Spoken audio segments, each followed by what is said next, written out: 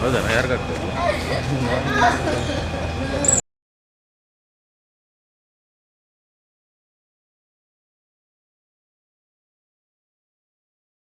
ಅಂತ ಹಂಗೆ ಬಿಟ್ಕೊಂಡು ಬಂದೆ ವರ್ಷದಿಂದ.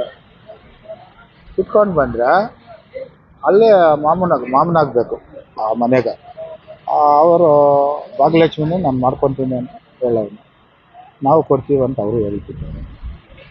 ಅಂಡರ್ಸ್ಟ್ಯಾಂಡಿಗೂ ಫಸ್ಟ್ನಲ್ಲಿ ಹೇಳ್ಕೊಂಡವ್ರೆ. ಬರ್ತಾ ನಾನು ಕೊಡಲ್ಲ ಅಂತ ಮೊನ್ನೆ ಬರ್ಡೇಗೆ ಹೋಗೋರು ನಾನು ಕೊಡಲ್ಲ ಅಂತ ಏನೋ ಅಂದ್ಕೊಂಡವ್ರಂತೆ. ನಾನು ಹಿಂದಿಲ್ಲ ಮಾತು ಇಲ್ಲ ಅಂದ್ಕೊಂಡವ್ರೆ. ಆಮೇಲೆ ಬಂದು ಕೇಕ್ ತಿಂತೀಯಪ್ಪ ಅಂದೆ. 2 ಪೀಸ್ ತಿಂದೆ. ಅವನು ಮಲ್ಕೊಂಡೆ, ನಾನು ಮಲ್ಕೊಂಡೆ, ನಾವು ಮಲ್ಕೊಂಡ್ವಿ. ಆಮೇಲೆ ಫೋನಲ್ಲಿ ಸ್ವಲ್ಪ ಮಾತಾಡ್ತಾ ಇದ್ನೋ ಅದೇನೋ. ರಾತ್ರಿ ಈಸ್ಕೊಂಡು ಬಂದಾಗ ವರಾಂಡಾಗ ಒಂದು ರೂಮ್ ಐತೆ, ಆ ರೂಮಾಗ ಹೋಗಿ ಹಾಕ್ಕೊಂಡು ಅಷ್ಟೇ. ಯಾವ ಥರ ನೋವು?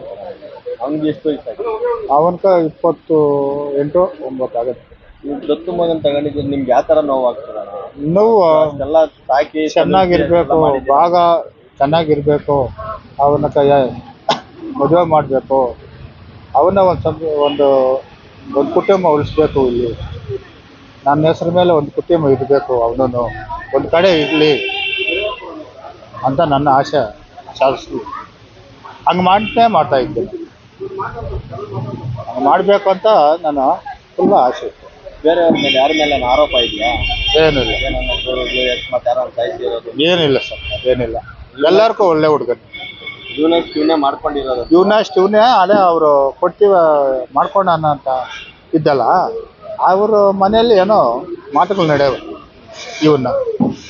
ಈಗ ನಾನು ಎಲ್ಲಿ ನೋಡಿದ್ರು ಹುಡುಗಿಯನ್ನ ನಾನು ಬೇಡ ನನ್ಕ ಆ ಹುಡುಗಿನ ಹಾಕೀನಿ, ಅವ್ರ ಮಾತೆ ಕೇಳ್ತೀನಿ ಅಂತ ಇದ್ದೀನಿ. ಇವಾಗ ಅವ್ರು ಯಾವಾಗ ಇಲ್ಲಂದ್ರೆ ಇವಾಗ ನಾನು ಕೇಳೋಂಗಿಲ್ಲ, ಏನೂ ಇಲ್ಲ, ನನಗೆ ಮದುವೆ ಮಾಡು ಅಂತ ಹೆಂಗೆ ಅಂತ ಅದು ಯೋಚನೆ ಮಾಡೋರು ಅವ್ರು. ಹಳ್ಳಿ ಗ್ರಾಮ, ಶಿಡ್ಲಘಟ್ಟ ತಾಲೂಕು, ಚಿಕ್ಕಬಳ್ಳಾಪುರ ಜಿಲ್ಲೆ. ಈ ಥರ ಮಂಜುನಾಥ್ ಅಜ್ವಾರ ಅವರು ಇವತ್ತು ನಿಧನ ಆಗಿರ್ತಾರೆ.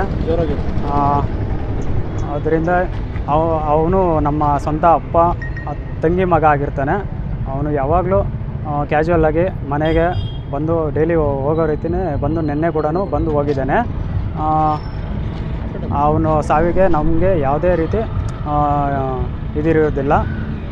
ಅಂದರೆ ಇವರು ಬೇರೆಯವರು ಅನುಮಾನ ಪಡ್ತಿದ್ದಾರೆ, ಬಟ್ ಅದಕ್ಕೂ ನಮಗೆ ಯಾವುದೇ ಸಂಬಂಧ ಇಲ್ಲ. ಅವ್ನು ಡೈಲಿ ಹಂಗೆ ನಮ್ಮ ಮನೆಗೆ ಬರ್ತಾಯಿದ್ದಾನೋ ಅದೇ ರೀತಿ ಬಂದು ಹೋಗ್ತಾಯಿದ್ದೀನೋ. ಮತ್ತು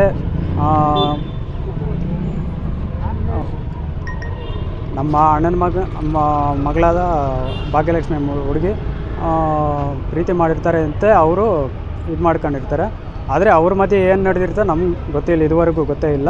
ಬಟ್ ಆದರೆ ಅವನಿಗೆ ಸಾವಿಗೂ ನಮಗೂ ಯಾವುದೇ ರೀತಿ ಸಂಬಂಧ ಇಲ್ಲ. ನಿನ್ನೆ ಊರಿಗೆ